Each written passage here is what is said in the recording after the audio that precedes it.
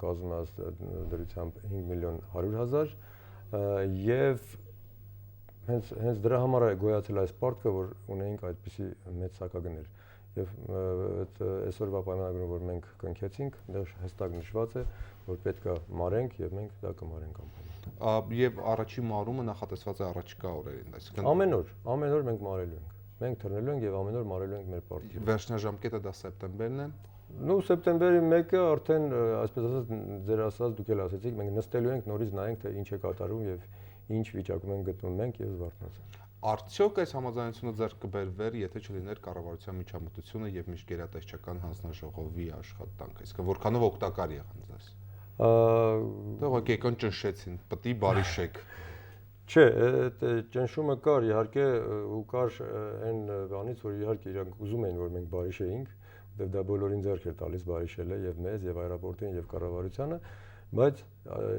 ճիշտն ասեմ կարող էին ավելի օգնեին մեզ։ Ինչով։ Որպեսզի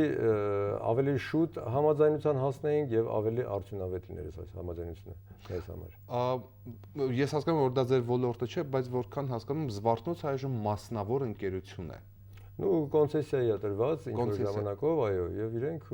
այդ ընկերությանը, որը տված է կոնցեսիայի, իրենք մասնավոր են, իհարկե։ Եվ որքանով են կոնցեսիոն պայմանագրով, որքանով է կառավարիչը պարտական այտենց դիմադրել իր կամ պաշտպանել իր սակագնային քաղաքականությունը։ Իրեն իրավունքները ես չեմ կարող ասել, որքանով է ինքը օժտված ինչ իրավունքներով, բայց ես գիտեմ, որ իհարկե եւ բանակցություններում իրանք միշտ էլ ասել են, որ նու ամեն ինչը իրենց аэроպորտի տիրոջ հետ ամեն ինչը խոսում էին ընթացքում եւ իրենք համաձայնեցին էին։ Դուք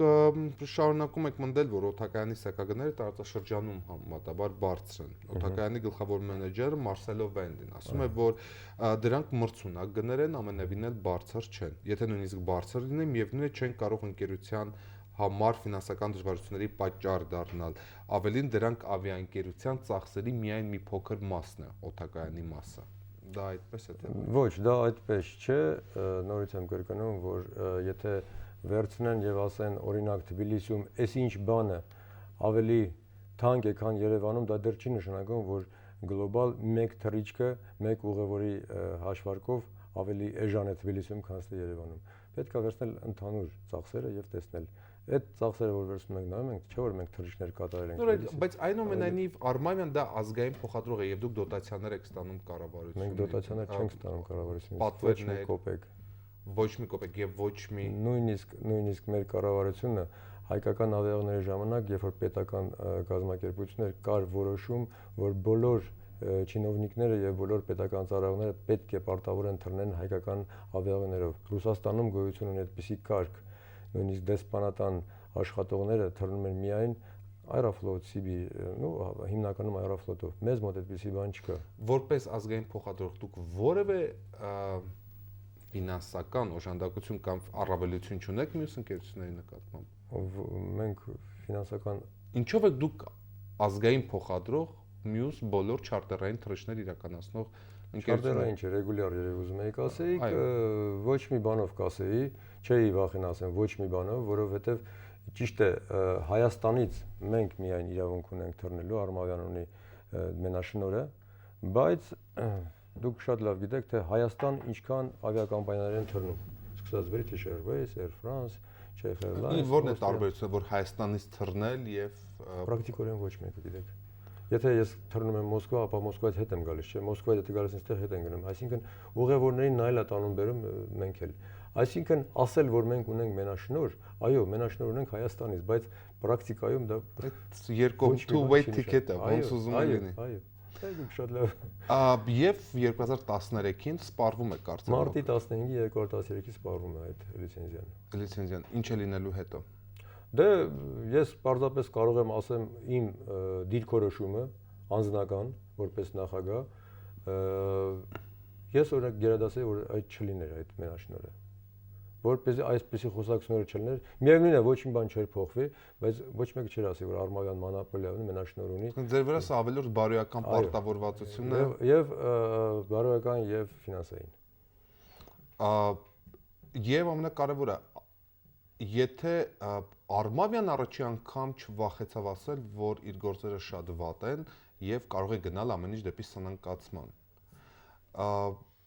Այդ դեպքում որքանով եք հասկանալ, որ ընդ որում դուք հիմա էլ հայտարարում եք, որ ձեր խնդիրները ոչ թե լուծվեցին, այլ հետաձգվեցին։ Արդյոք սա նշանակում է, որ սնանկացման հեռանկարը Դամոկլյան սրի պես կախված է ընկերության գլխին։ Ուզում եմ ասել, որ ոչ թե հետաձգվեցին մեր խնդիրները, այլ ինչ որ չափով լուծվեցին, քիչ չափով լուծվեցին։ Մենք կաշխատենք, որպեսզի նույնիսկ այսպիսի սակագներով աշխատենք ամեն ինչ անենք, որպեսզի Արմավյան ոչ մի բան չսպառնա, այսպես ասած, սնանկացումը։ Իսկ ինչ վերաբերում է, որ մենք հայտարարեցինք, որ Արմավյան կարող է սնանկացում լինի, դա ոչ թե մենք ասենք, որ կսնանկանանք, ոչ, մենք չենք սնանկանա, այլ պարզապես դա հոգուճիչ էր, որով ուզում ենք ցույց տանք, որ մեզ լսեին, որ իրոք սակագները շատ բարձր են։ Դա էր։ Լավ, վերջերս Միխայել Բաղդասարյանը հայտարարեց, որ ի վերջո Սուխոյ Սուպերջեթ 100 օդանավը կհասնի Հայաստան, վերջո հասել է թե ոչ։ Երկրորդը։ Այո։ Մենք սպասում ենք ապրիլի սկզբին, ինչպես իրանք ասում են, որ պետք է պլանով ապրիլի սկզբին ինչ որ նախատեսված էր անպայման հանձնել։ Առաջինը նորմալ գործում է։ Առաջինը նորմալ գործում է, թռնում է եւ ամեն ինչ նորմալ է։ Եվ այս պահին Արմավի ակտիվում կա 9 օդանավ։ Այո, 9 օդանավ։ Եվս 3-ը սպասվում է եւ։ Սպասում ենք եւս 2 Airbus A321, 320, որոնք 160 տեղից բարձր են, ավելի մինչև 200 տեղանոց ինքնաթիռներ են։ Որոշումներն են սպասարկել։ Դա կսպասարկեն համարյա բոլոր ուղղությունները, օրինակ Ամրանը, Մոսկվան, Եվրոպան, եւ սա էլ հենց ասում են նրա մասին, որ ոչ թե Արմավյան գնում է դեպի սնանկացում, այլ Արմավյան գնում է դեպի զարգացում։ Իդեպ 9 օդանավերը դուք վարձակալում եք, թե դա ձեր սեփականությունն է։ Այդ այն ինչ որ հիմա մենք ունենք, դա բոլորը մեր սեփականությունն է։ Լավ, բարի եւ առաջիկայում ինչ պլաններ ունեք, այսինքն ինչը լինելու է շոկային օրերից հետո, որոնք են լինելու ձեր առաջիկա քայլերը։ Զարգանալ, լավ թռնել եւ ուղևորներին նորից եմ գրկում հետ բերել, կոչ եմ անում բոլորին հետ գան եւ թռնել միայն մեր կամպանիայով։ Դե սնունդը լավացել է։ Կլավացնենք ամեն ինչը։